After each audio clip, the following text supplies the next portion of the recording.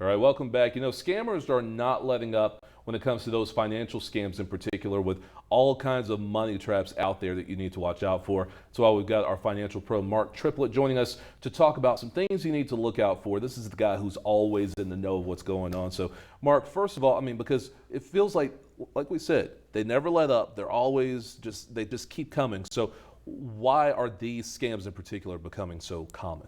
Well, scammers are getting even more technologically advanced. They're coming at us in all different directions, using phone, email, even text messaging.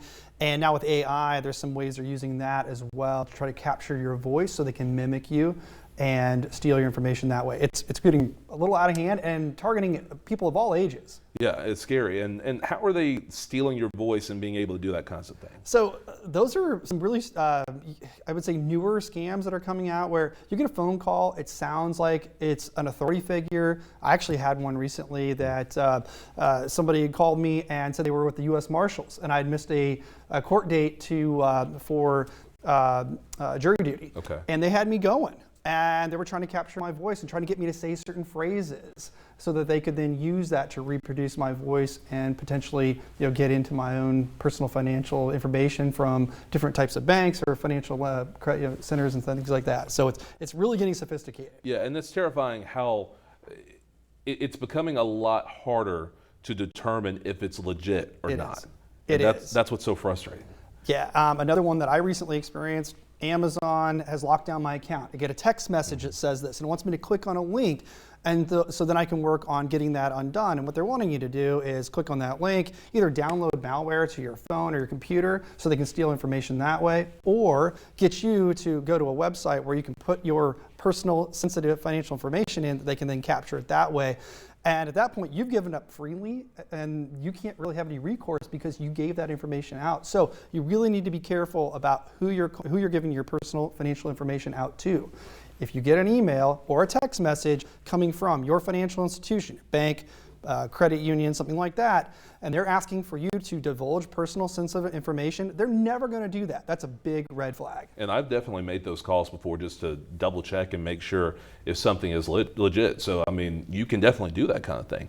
What should I do if I have been targeted? What should be that next line of response? If you believe you've been targeted, even if you didn't give any of that personal information out, immediately hang up or disconnect from that entity that's communicating with you. Contact your bank, credit union, credit card company, whoever they were impersonating, and let them know right away. And then contact the authorities, local police, state attorney general, and let them know that this scam had taken place. Good advice. Something I thought about earlier, and I think we've all kind of thought about it at some point, is there some way to get these scammers to stop? Because it feels like way too often we hear about the scams, but we never hear about someone getting arrested or getting that justice for doing this kind of stuff. I don't know I have a really good answer to that other than ignore them. When you see those illegitimate emails or text messages, just swipe delete, get rid of them. Don't fall for it.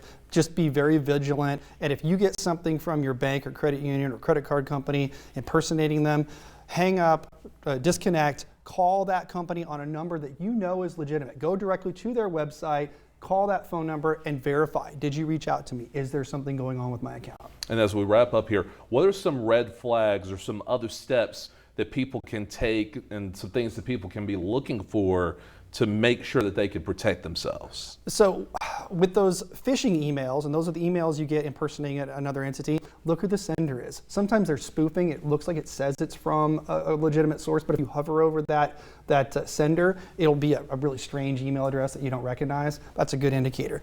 If it's a text message, if it's coming from a financial institution asking for you to give them personal information, you know that's not legitimate because your credit union, your bank will never ask you to give personal information via text message, ever. And we've heard that time again. They will not do that. So where can people find more information, Mark? They can visit our website at triplett-westendorf.com.